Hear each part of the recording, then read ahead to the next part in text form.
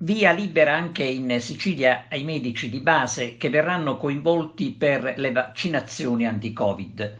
Un altro passo avanti, dice il presidente della regione Nello Musumeci, nella battaglia contro il coronavirus.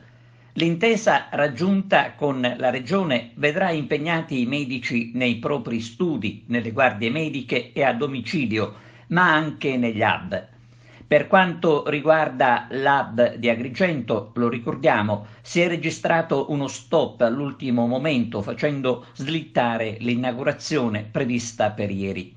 E mentre arriva l'accordo con i medici di famiglia, il presidente Musumeci richiama i siciliani al rispetto delle regole per mantenere l'isola in controtendenza rispetto al resto del paese. E poi bisogna fare gli scongiuri contro una terza ondata della quale qualche esperto ne parla convinto.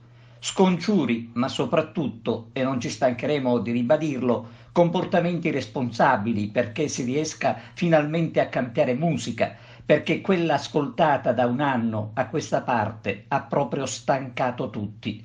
Insomma, ad un anno dall'inizio dell'inferno, purtroppo stiamo ancora parlando di lockdown, di chiudere tutto o in parte, di zone rosse e arancione scuro.